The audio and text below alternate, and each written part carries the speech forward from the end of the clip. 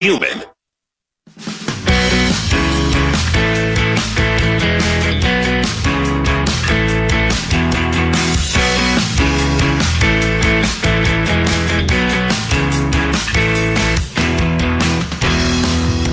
Hey, Rubes, this football season, Bell Bank is giving one KFAN listener each week $1,000 to pay it forward to a charity of their choice. Just head over to KFAN.com, keyword contest to learn more and enter today. That's KFAN.com, keyword contest. Couple 13-14 pass has been an action-packed, fast-paced, and as always, a very controversial first hour of the Common Man program. But what's new? Just concluded the head coach's day after the game news conference. Kevin O'Connell will talk about that a little bit later. A couple of things we can chew on, but right now, as we start the 1 o'clock hour, it's time for 5, 3, 4. Time now for 5 questions. Well, actually 3, but 5 sounds like more than 4. What the? Question number 1. It's now time to take an in-depth look at the welfare of the Wolves.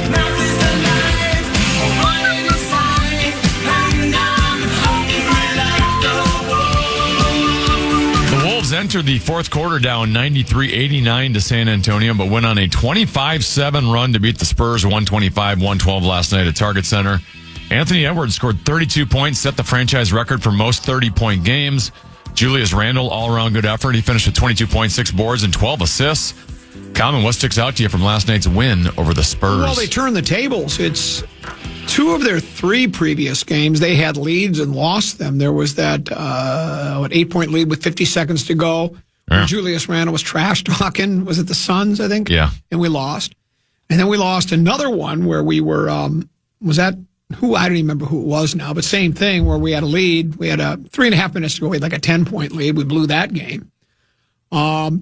You mentioned the small ball thing, and Edwards wasn't on the floor for a good portion of the fourth quarter. Is that correct? Well, Rudy Gobert wasn't. So, right. No, I know, but I was going to get to that, but so was Edwards, right? Edwards was not, which is start. He's not small. I mean, he's a small guy. He ain't a tall guy. So they had him off the floor in their small ball. He was out for a good portion of it. And then Rudy Gobert wasn't out on the floor at all, and that seemed to work well. Now, again, does that work all the time? I don't know. It's the matchup against the team you're playing, were they going small? Were they, I don't know. I didn't watch any. I can't bring myself to watch the team right now. But, win's a win. It's the same old. There's the team really, the issue with them is there's no consistency. There's no rhyme or reason to how they play. Sometimes they're a terrible team in a terrible city with terrible fans in a terrible stadium. Other times they played pretty good like they did yesterday. They rallied back and win a game. So, was that the first game that they beat a team with a winning record or something? Or a second time. So, it's so early in the year, and we already know that they created a Commissioner's Cup thing just to get teams to try hard in the first, quarter of the season. So, it's early. It's win as many as you can and just get to postseason play and see where it goes from there. But, better to win than lose, and that's what they did, so good for them. Question number 2. Time now for an in-depth look at the state of hockey.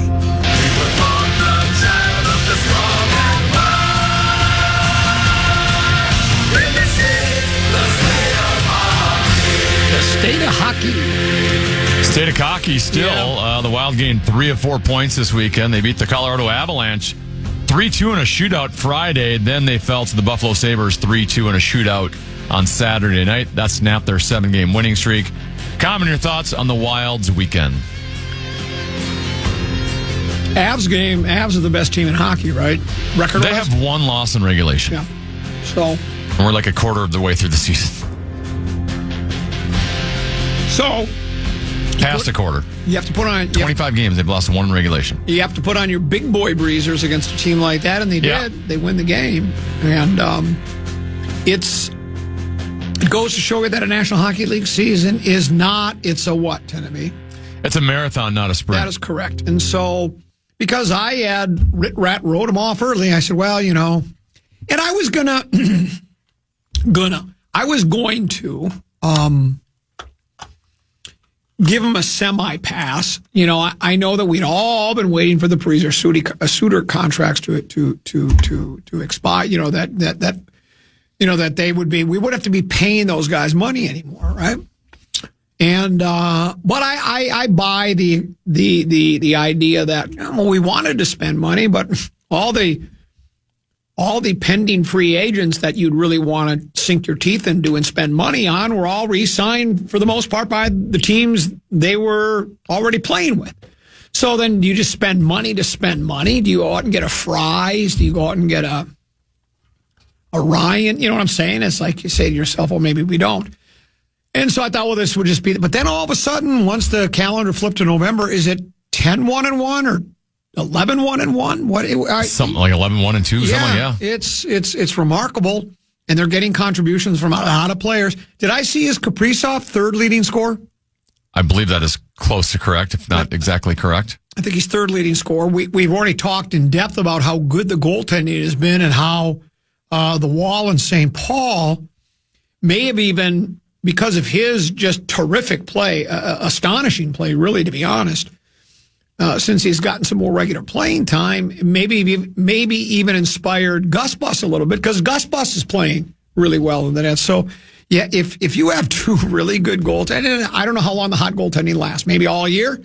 If it does, if they continue to play like this, they'll be in the mix. It's been a month now. Yeah, it's been a month. So they'll be in the mix. Every time I watch Wallstead, I'm like, this guy's an absolute stud. Yeah. And I think he gives the team confidence. I 100% agree. Yeah. So, yeah, I mean, it's. Do you like parades? I guess is the question I'm asking. And right now it looks like we're king of the hill, number one, top of the list. Start spreading the news. So, yeah, I like what I've seen. Or, what I've read. I haven't seen it anymore. Well, and I said from the get-go, and I'll say it again, if you're looking for because it's the Cup in Minnesota this year, the way it was going to have to work is this team had to be in contention come trade deadline, and then you were going to have to go elsewhere trade deadline time to really boost your team. And now with the month of November, they've put themselves at least in that spot. They still got to sustain that here for a couple more months. And as long as Kaprizov, Boldy, and Eriksson Ek stay healthy, which is always a big if in this town. Kaprizov. Because they've had lots of injuries, but their big guys haven't been hurt. And that's why they've been able to weather the storm of all the other injuries they've got. Yurov's now out. Rossi's still out. He started to skate again today. But as long as those three stay healthy, they're going to be in contention. And obviously, I guess I got to throw Ballstead in that mix at this point. What about Tarasenko? How's he playing? Not great.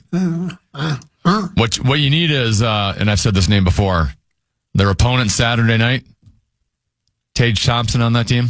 That's who we need to bring in here come trade deadline. They're last in the Eastern Conference. He's going to have 1 year left in his contract. He might just kind of force his way out because he's miserable there. Let's go bring him in here. What's his name? Tage Thompson. And what does Tage play? He's a right-handed center, and he's huge. He's a big boy, but he can score. He's almost at like Kaprizov level types of talent in terms of scoring goals. Does he skate on your level? Because you can skate with any of these guys. He skates slightly better than me. How much though? Because you can skate with guys. You skated that on these very airways. I think I was talking about guys that are no longer in the league, okay. But I thought you were talking about the Kaprizovs. No, I cannot skate with Kirill Kaprizov. Right. No. That's what we thought. That's it for today's edition of Five Is that the first time we've only had one question? Well, we had two questions. 3 questions, but 5 sounds We had a like Wolves question. Oh, that's right. How easily I forget about the Wolves.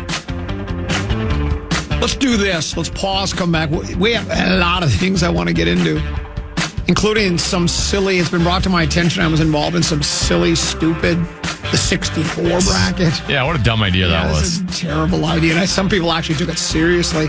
And I heard there were people, they must work for Dominion voting systems. They were stuffing the ballot box. Kind of sad, really. We'll take a break. We'll come back with more here on the Comment Program on the Fan.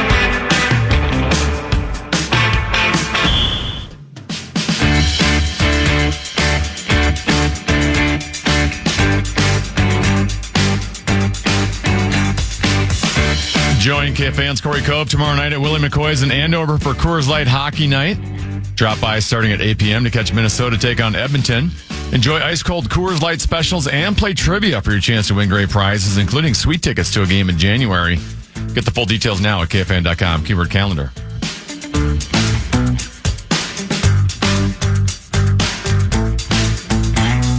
Toys for Tots tomorrow, all day long. From Shields in Eden Prairie. Power Trip Morning Show starts at 5:30. They go to 9. The National Treasure will be 9 to noon, and then 10 to B&I from noon to 3. Big Ticket, 3 to 6:30, along with JG. That'll close things out. Bring an unwrapped toy for girls and boys. Teenagers, too. You know, oftentimes people will bring Toys for Tots because that's what it's called, Toys for Tots, but there are teenagers that are in need. I think we take cash donations still, too, that are used to buy gifts. And, you know, if you're thinking, well, it's a couple of stops and I got to stop somewhere and buy a gift and then I got to go stop over at Shields, they sell all sorts of stuff at Shields that you can use for Toys for Tots. So we'd certainly like to see you there. And as always, just want to say that, you know, the listeners of the Common Man program have a reputation of really being a giving group. And so we'd certainly like to, during the Grum, have you come on by. And what's that thing with the beanie hat? Is that the first 50 for each show? Is that what? I don't want to give away too many hats from Unreal. I'd have to look at the vibe. I thought it was like the first. Yeah, first 50 donors each show. Yeah, so you get a cool, and they're nice hats. I have one. So you'll. And Vikings linebacker Blake Cashman will join us at 1 p.m. tomorrow. Oh, good. I can give him the same routine where I do, you know. Look, I've played the game before. Then he's probably going to ask me, have you ever played quarterback? We could use one. No, he wouldn't say that. He would never say a thing like that. All I remember with Blake Cashman was we interviewed him a year ago when he had just signed as a free agent at Vikings training camp. And then Justin Jefferson immediately just crashed the entire interview. And we just basically went straight to Justin Jefferson. That is, we did. And ignored Blake Cashman. I tried to save a story. Now it wants me. I'm already subscribed. Please technology sometimes gets to me, tend to be. Minnesota Golden Gopher football team closed out the regular season. They have one more game. If you remember that team, tend to be, are you looking forward to another month of practices and then traveling to Detroit to play on a Tuesday afternoon football game in a quarter full stadium? I guarantee you that if you asked each kid on the team and said, I'm sworn to secrecy, I promise I won't tell anybody, what's your interest level in playing in that bowl game? And I would bet 98% would say, I just wish the season were over now. It's been a long season, a hard season, a disappointing season, particularly on the road. I mean, I think it's disappointing. And then you got to go, and then, let's face it, you are playing an exhibition game. These games were created to sell TV space. That's the only reason they're there, folks. That there's no other reason to have a Meineke Car Care Bowl. There's no reason at all, or any of the bowl games. There's a handful, your old standbys, your Rose Bowls, your Orange Bowls, your Cotton Bowls, your Gator Bowls, and your national championship. And now that we have a playoff, to me, that's plenty. But who am I to say? Maybe there are a lot of kids that still enjoy it. The problem is football practice isn't fun. Well, that's it. Like other sports, you can have fun practices. Chip Scoggins, esteemed columnist, Fish Wrap Factory West Side. We text and talk more than most people know. We're both live in Woodbury.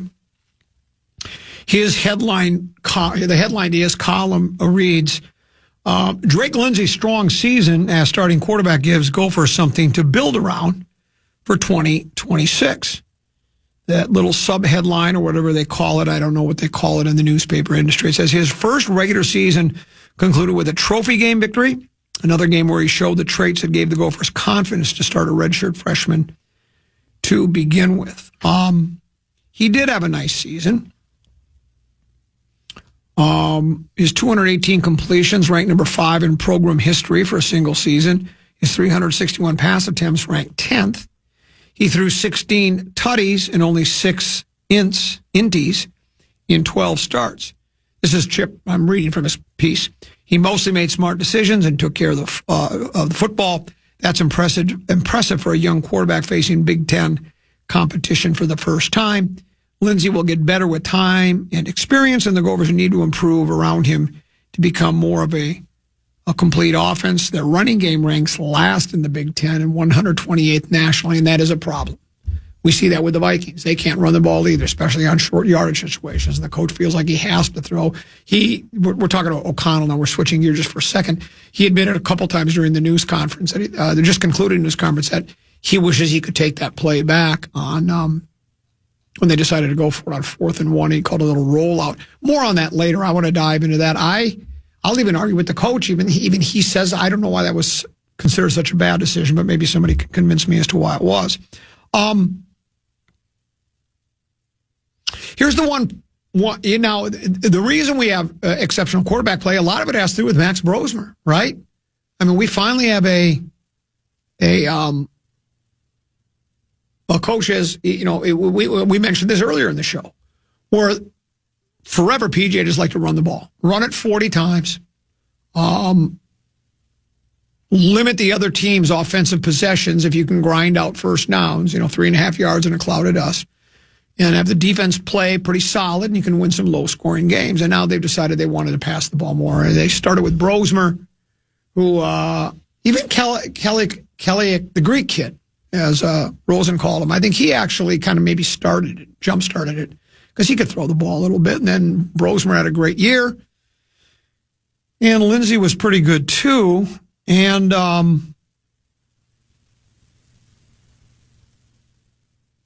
there's a quote in Chip's column from former Gopher quarterback Tanner Morgan. It was in a conversation Chip had with him back in September.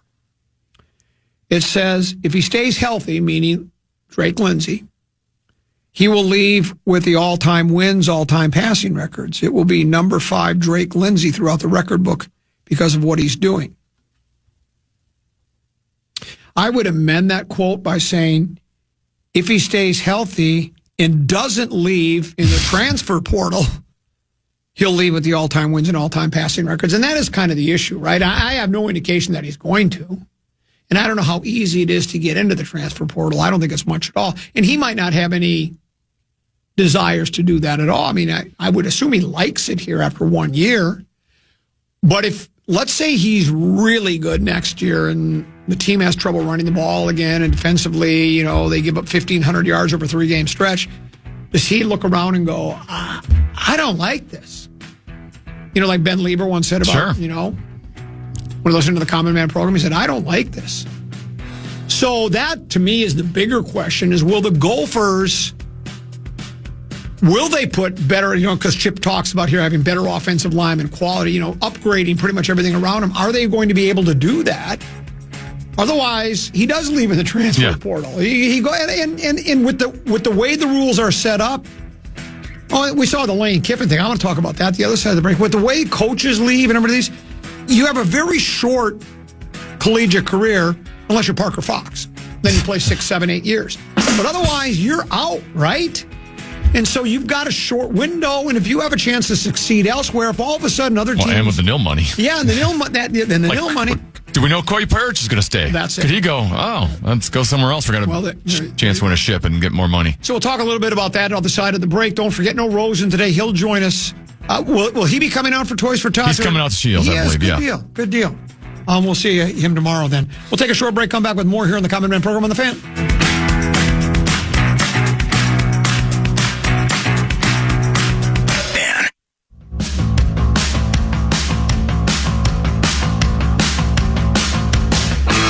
KFAN and the Vikings are teaming up for Toys for Tots. Just join us live at Shields in Eden Prairie tomorrow, Tuesday, December 2nd from 5:30 a.m. to 6:30 p.m. What's the name of the place again? For our annual broadcast presented by Unreal. That would be Shields in Eden Prairie. Bring a toy, spread some joy, and if you're one of the first 50 donors each show, you'll score a sweet KFAN Unreal Winter Beanie. Details at KFAN.com/toys. Reading from the Gophers Gamer, our analysis piece. Fish Wrap West Side says, for Gophers coach PJ Fleck, the victory is special in many ways. First, it came on his 45th birthday. We all have birthdays, but it also secured his 6th winning season in his 9 years in Dinkytown. And at 7-5 overall and 5-4 in the Big Ten, the Gophers bolstered their case to upgrade their bowl destination. Flex said, "This is a really good football team that's earned the right to play in a really good bowl game, whatever that looks like." Is he delusional? Or I guess it all depends upon your definition of what a really good football team looks like. Remember, he said that to the team after they got killed by Ohio State. He told the team, "You're a really good football team. It's a really good program. We're just in over our heads there." Then they got beat, just humiliated and annihilated by Iowa. And he said, "We're a really good football team and a really good program." And he says that over. And if you just keep saying it enough, I guess, either you really do believe it, or you're just trying to make the team believe it, the boosters believe it, or maybe more importantly, the people that sign your paycheck to believe it, and you can get another. Maybe if he gets a bowl game somewhere rather than December 26th, maybe he'll get another extension. I don't know. And I like PJ. I do. I like O'Connell. People think I don't like these guys. It has nothing to do with like or dislike. They're both fine, upstanding young men, as far as I know. Family guys, got kids, the whole thing. That's great. They work hard at what they do, and I think they're both good football coaches. But like in Fleck's case, I think sometimes it's like he just keeps saying this over, and it's all right. But I don't know if I'd call it a really good football team. They're 6-0 at home, 5-0 or 0-5 on the road. Can't win a road game. Got crushed by 3 ranked teams, and I know that with nil and helmet schools and everything else that's involved, it's always going to be difficult for the University of Minnesota to go toe-to-toe with those teams and even win. But, at least don't give up 500. And one of those 500-yard games wasn't even one of those. It was Michigan State was wedged in between. It's like, and, they gave up 7 points and the defense played better. Well, yeah, but it was a snow bowl. Yeah. It was not exactly ideal conditions, especially for the offense. Defenses should play better. I watched the game. I really did. I know you're thinking I socks and paint, and asphalt, but nobody could get their footing. It was one of those where you run to your left and you got to and then you got to go like that. So again, there wasn't much offense for either team, so defenses were going to look good. I will say this, Tenneby, I'm hearing that it's possible this team might have a bowl game in Phoenix.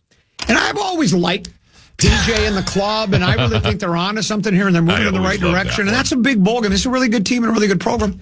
And I don't know if you have any time available. I don't even think it would count against our vacation time. But I'd be willing. For a game of this magnitude, as important as this game is, we should be there. Well, and it's so important. And the program means so much to me that I would also be willing to use some of my vacation time to go there. I would donate that. How about you? And we'll go down and get there a couple of days ahead of time. You can bring the tape recorder and do some pre-show interviews while I play over at you name it. TPC Scottsdale. Yep, TPC Scottsdale. Anyway, news broke, I think it was yesterday. I don't know when it was. Lane Kiffin, son of, I think Monty Kiffin, has gone to the great beyond. Monty Kiffin was a long-time NFL coach. I don't know if he ever was a head coach. I know he coached here as like an offensive or defense coordinator for a long time. I think it was defensive, maybe. Lane is his son. He's been town to town, up and down the dial. He's with Ole Miss. I'd lost track of him. Not that I'd ever been paying that close attention. And when Deuce and I are clicking around watching games, guys, I watch more college football than I ever have because baby brother Peter goes to and I watched that game this weekend. And Deuce went to go Big Red. So I watch a lot of college football. And when we'll kick on Ole Miss, I kind of look, I like their colors. I didn't know Lane Kiffin was a coach. I didn't pay close attention. And I like this Ole Miss club because I think Ole Miss has kind of been a downtrodden program for a number of years. They're like 11-1 right now. They're going to more than likely be invited into the 12-team tournament. Lane Kiffin will not be there. He accepted the job at LSU. And apparently, if I read it right, maybe somebody can correct me if I read it wrong. He said, I'll stay and coach. And Ole Miss said, don't let the door hit you on the way back, basically. Sure. I think they were big. That's what I would say, too, yeah. Yeah. Yeah, you can. But the rules are the rules, and you are allowed to leave. And, if if you're the athletic director of that team, or you're the dean, or whoever makes those decisions about allowing them to either stay or go, you could be the bigger man or woman and just say, we're bitter you're leaving, but we think it's in the best interest of Ole Miss football to maybe win a national championship if you're here, rather than just turn it over to an offensive coordinator. So I don't know if I would say that. Now, you might get a lot of pushback from fans. I saw a video of him getting out of a black SUV and getting onto a private plane, and there were fans flipping him off as he was getting out. Sure. Ole Miss fans bitter. Yeah.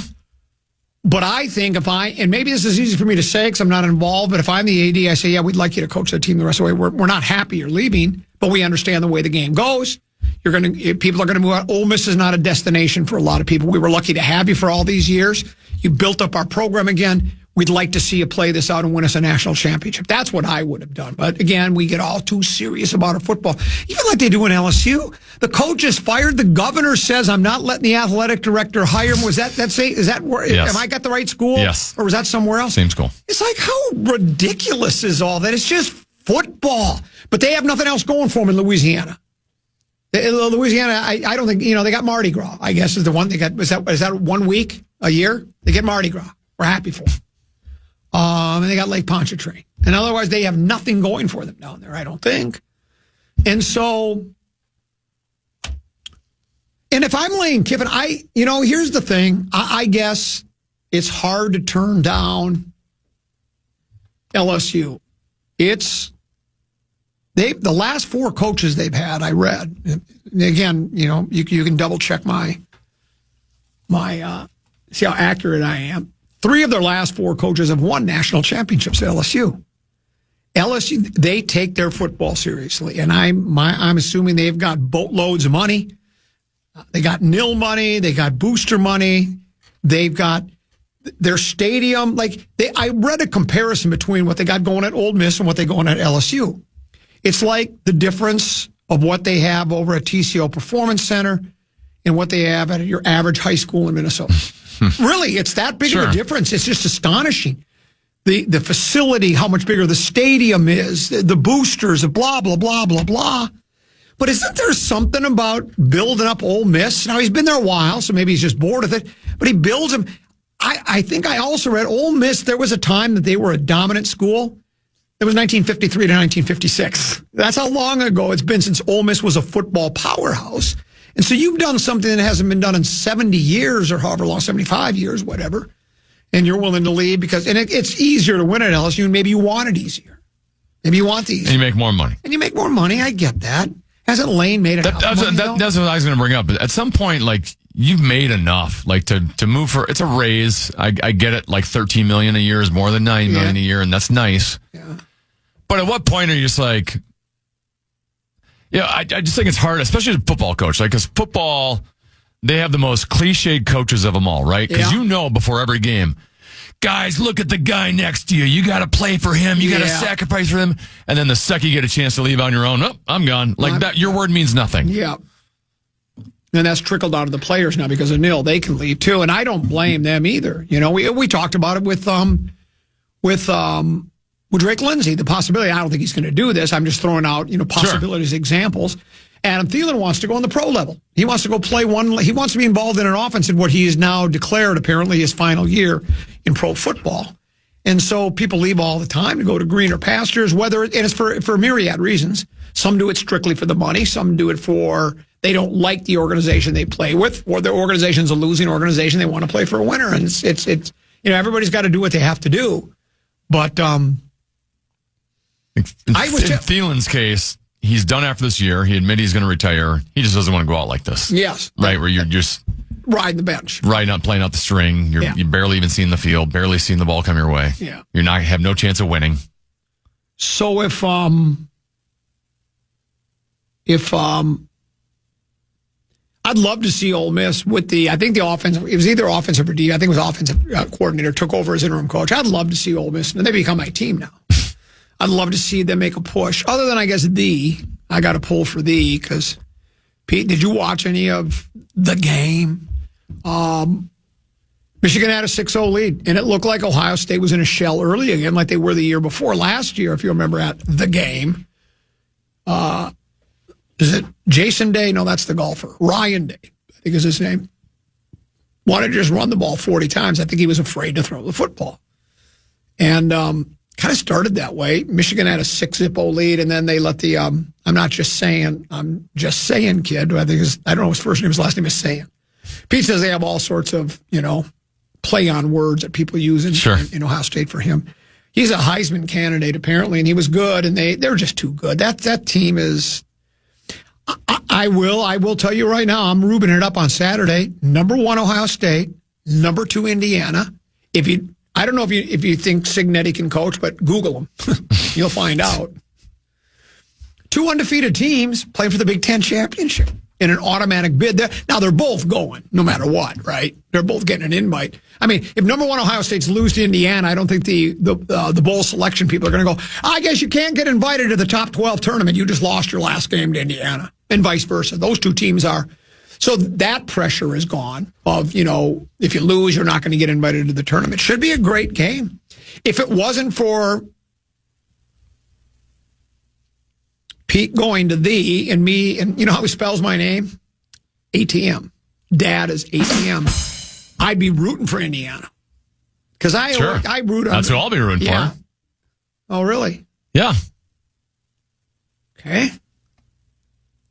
Am I supposed to root for Ohio State because your son goes there? Well, when we go to Phoenix and I line up that tee time, you might just have to pay your green fee. Can you? I can afford my own golf balls. Yeah, there you go. That's true. So, but Lane's gone apparently, so that's okay. I don't care enough, but it just makes. But I really would. Did my argument sway you at all about if you're in charge of the Ole Miss decisions, you just go, we get how it goes, but we'd like you to see this thing through then. Yeah, we'll let you stay because we think it gives Ole Miss the best opportunity. No, I don't think your players are going to play for him at that point. Like I just mentioned, right? Like you're not going to give the motivational speech to your players about you change being teammates and being loyal, and you might be able to you can outplay call the other coach, I guess. But and you use a different motivational speech. You bring an interim coach that goes, oh, this guy wanted to leave you guys, huh? Show him what he's missing. Yeah, I guess you could do that. Yeah. I'd have brought him back. You swayed me a little there, but I would have brought him back. I know, but I know. But I believe in loyalty. So. Yeah, well, but there is no such thing anymore in sports. There just isn't. There's no such thing as loyalty. So then you would have to. It's disappointing in college athletics. Right, but money's money. If a station across town offered to double your salary, are you going to be loyal to the common man? I think financially, I'm not in the same stratosphere as Lane Kiffin, so it's a little different. Yeah, but no, you're still in a good spot. You're not living check to check. I understand kids leaving for nil money because you never know when that money's going to dry up for you. You got to get while the getting's good. Whereas Lane, he's already made generational money. He was currently making generational money. He probably would have gotten another huge contract extension. You just said you could buy your own golf ball, so you've got money. You're okay. You don't need. There's a little bit different level of money between Lane Kiffin and what I'm making. I don't think if you left it, you wouldn't be low. Would you play out the rest of the year? Would you go through the end of December? So we can finish on. Do I have an option at another place? No, but see, it's funny. It depends upon whose ox is being gored. That's how it sounds like it is with you. It's like if the shoe is on your foot, it doesn't seem to fit quite as right. But that's another story in itself. The shoe's never been on my foot. That's the problem. That's true too. So I saw this. I don't know where I found this, Tennessee, but let me read some statistics to you. And you're probably aware of these already. Give me a second. I got to go down to here. It is. The Wall in St. Paul. Yeah. Unless these might be a game old now. He may have played another game. So Gus played last game. He played against Colorado on Friday. So these are up to date. He improves to 7-0-2 on the season. Yep. Including 6-0-0 in his last 6 starts. His 39 saves against the Lanch. Did you say Avs or Lanch? I like both. Yeah. Let's go Lanch. Okay. And I'd like to ask Rosen, does he pronounce it Lanch or Lanche? His 34 saves against the Lanch marked the second highest total of his career. He had 42 middle of last month, just past the middle of the month against Carolina. He now leads the NHL in save percentage at .938. GAA, that's goals against average, correct? Correct. 1.93, and he also leads the league in shutouts with 3. That's a goaltender, man. Oh, he's been terrific. Yeah, and it's nice that he's in the Wheaton green. No, what? Sure, depends on what uniform they're wearing. Depends what uniform. But those are those are eye-popping numbers. Well, and like you get into a shootout, and I'm like convinced they win every time he's in the shootout. Like no one can get one by him. Right. The one thing is, and this isn't meant to be a negative. It's going to be hard to keep that well, pace. Sure. You know, it's like my guess is there's going to be a game where he's not as sharp and maybe doesn't get as much help and a little puck unluck. Sure. And he loses 5-2. I hope people don't go, well, we got it. Well, I knew that wouldn't last because it's going to happen. When you're playing He'll lose in regulation at some point. Yeah, it's just going to happen, folks. But when you know you got a guy that's got those abilities and has that potential, it sure makes it easier to want to turn on the TV or go to the hockey rink. It'd be nice to go into a playoff series with this kind of goaltending. Boy, I'll tell you that. That's exactly what you want to see. One more hour to go. We'll take a short break, come back with one more hour of the Common Man program with Tennessee and Common here in the Fan.